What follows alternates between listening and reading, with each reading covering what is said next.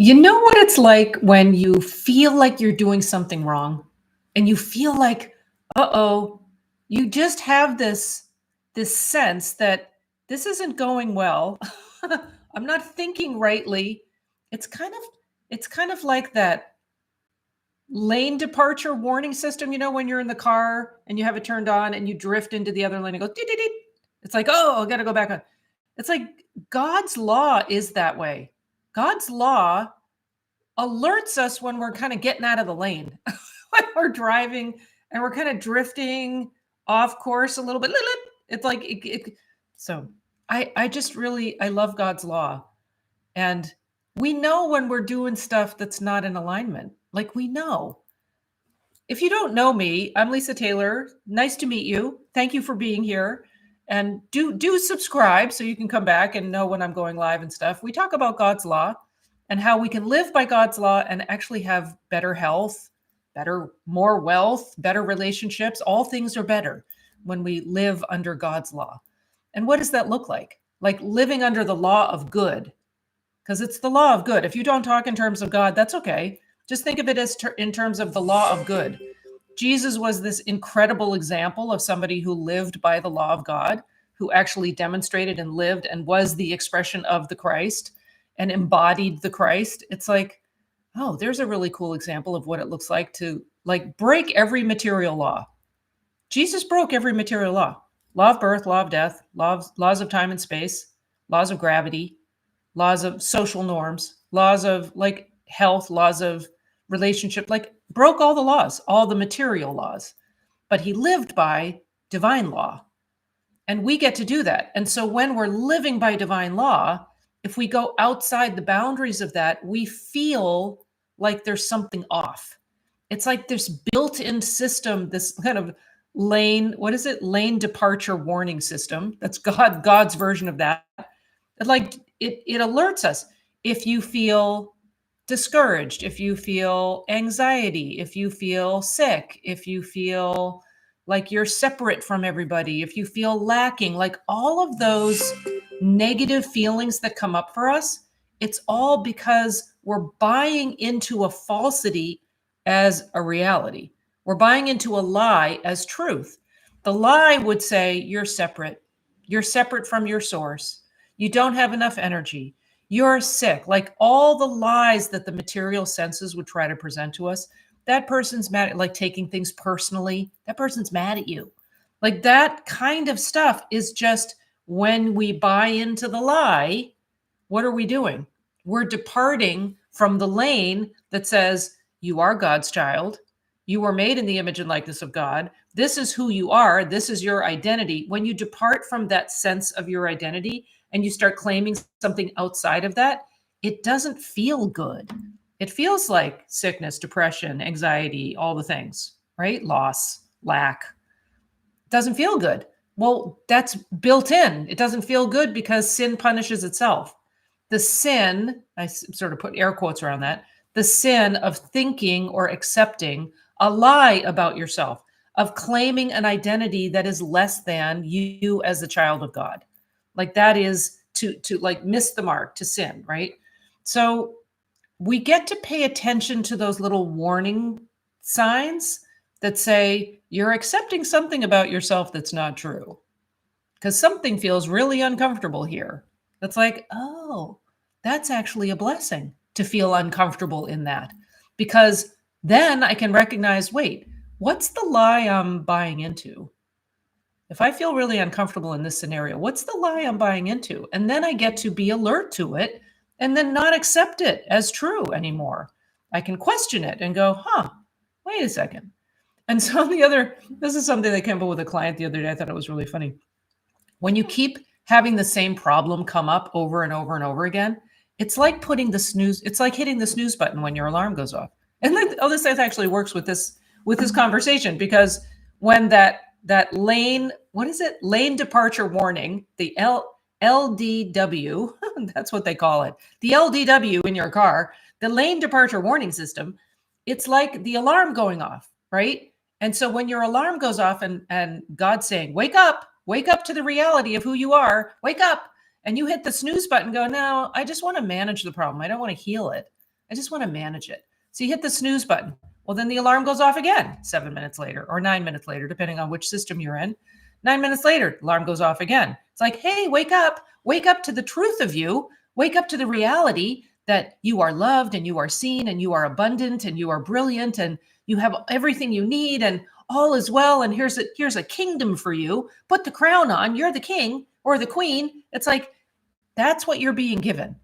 And you put the snooze. It's like wake up to that fact. It's like, no, I want to dabble in the lie a little bit more. It's like, really? Anyway, don't hit the snooze button on God. don't hit the snooze button on God. God gives us that lane departure warning alarm.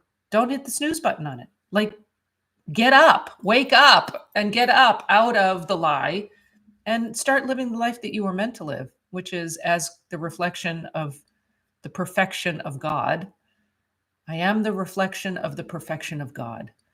That's actually somebody in our community, in this Choice Matters community in Morning Metaphys, shared that with us. Arthur, you know who you are. I won't say your last name because I didn't get permission, but Arthur shared that little line with us. I am the reflection of the perfection of God. And I love that. That's such a simple line. It's really good. So if you haven't tried Morning Metaphys, go to getfreesupport.com. Sign up for a free week. See if you like it. We would love to welcome you in there. It's a really good group of people. And we're all practicing living by the law of God, the law of good, and demonstrating this scientific approach to prayer and knowing that the results of that prayer, that scientific prayer that Jesus demonstrated, the results are inevitable as Jesus demonstrated. So understanding, how did Jesus pray? What's the science behind the prayer that Jesus demonstrated? And what is that God-centered scientific approach to prayer that is really helpful, because it's always available, it's always free, and there are no bad side effects. So I mean, I've practiced this science, otherwise known as Christian Science. Some people call it scientific Christianity or Christian Science or divine science. It goes by a lot of different names, mostly Christian Science. But I've lived by this my whole life. And I've been to a doctor a couple of times, once for an x-ray, found out I needed to have an operation. And then in 11 days, I only know 11 days because that's when insurance would have kicked in. And it was actually healed before that. So I don't know how long the healing took, but it was a shoulder injury that they said would only be fixed by surgery, and had a complete healing. And so that was one time I went to a doctor. And then another time was when I fractured my leg skiing when I think I was 10 or 11. And it was the first time I was away from my parents. Well, I was with my dad, but I was away from my mom, who was the Christian Scientist in the family. And my dad's dad was a surgeon. So I had kind of Christian Science on one side and medical on the other side. And after they got divorced, we were kind of under whichever parent we were under, right? But my dad knew that I studied Christian Science and that I practiced praying and that I always turned to God for everything. And I went to the doctor, and because I was brought down in the toboggan, the first aid people toboggan, and down the hill. And they said, yeah, we need you to get to the hospital and get an x-ray because we think it's broken and blah, blah, blah. So anyway, they x-rayed it and I had a fracture. It wasn't a compound. It was a hairline fracture. It was like an inline fracture. And he said, okay, you got to stay off it for 6 weeks. Wheeled me to the entrance to the hospital. And I was just praying the whole way. It's like, no, I don't want to stop being with my dad. Like, I didn't want to end my time with my dad, and I wanted to ski. Like, no, you can't stop me from skiing. Anyway, I had a really quick healing, and I ended up skiing the next day. So that was a very early healing. So from my experience, this scientific prayer that I understand by studying Christian Science, by studying this book, Science and Health with Key to the Scriptures by Mary Baker Eddy, who discovered the science. And her goal was to reinstate primitive Christianity and its lost element of healing. So from my own experience, I can attest the efficacy of this. And there are thousands and thousands and thousands and thousands of other cases of healing.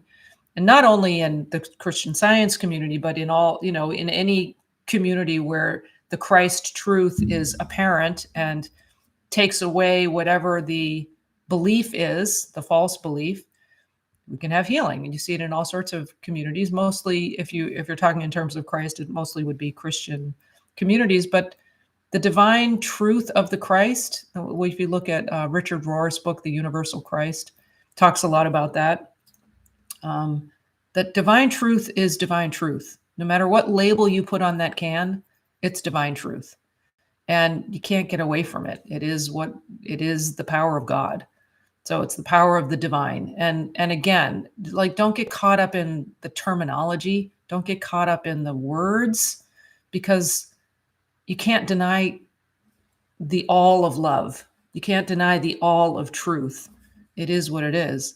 And the communication of that truth to our human consciousness, which is the Christ, you can't deny that either. We all have that built-in system that alerts us when we're in line with it and when we're off from it. We all know. And whatever words you put on that, or whatever experience you've grown up with to determine what that is for you, doesn't matter. Call it what you want. Your experience with the divine is yours. It's yours individually, and nobody can tell you what that's supposed to look like or what you're supposed to call it or anything. That's your experience. So you get to walk the walk that you walk with the divine, and you get to have the experiences you have, and just be alert to those, what I call like the lane, what is it? Lane departure warning, the LDW, the lane departure warning, like in your car, when it alerts you when you're getting just be alert to those. Be alert to those things in your life, and quit hitting the snooze button on them. Like when the alarm goes off, wake up, and wake up to who you really are, and then live from that place outward. Like stand on that platform and live out from that platform. And don't keep buying into the lies and the limitations. Like one of my favorite quotes is from Richard Bach, who wrote the book. Well, he wrote Jonathan Livingston Seagull, but he also wrote the book Illusions. And this is from the book Illusions, where he said, argue for your limitations and they're yours. It's like, don't argue for the limitations of the material senses. Argue for the truth about who you are, the unlimited, perfect image and likeness of God that is you. And go live that life. And then experience the limitless freedom of thinking differently. Thinking differently. Like your life is based in consciousness. So wherever your thought is, that's where your experience is going to follow. So shift what you're thinking. Let your thought be shifted by the Christ is really what's going on there. Okay, well, I've just gone on. Like, give me a microphone and I'll just keep going. So usually I try to keep these things short, but I've started doing live actually on YouTube instead of on Zoom and then streaming to YouTube. And for whatever reason, it's making me talk more. So I'm not sure if this is a good thing or a bad thing. Let me know in the comments. Yes, we want you to go longer. No, stop talking and make them shorter. So let me know what you think. If you lasted this long, then you have to comment. All right. Lots of love. See you next time.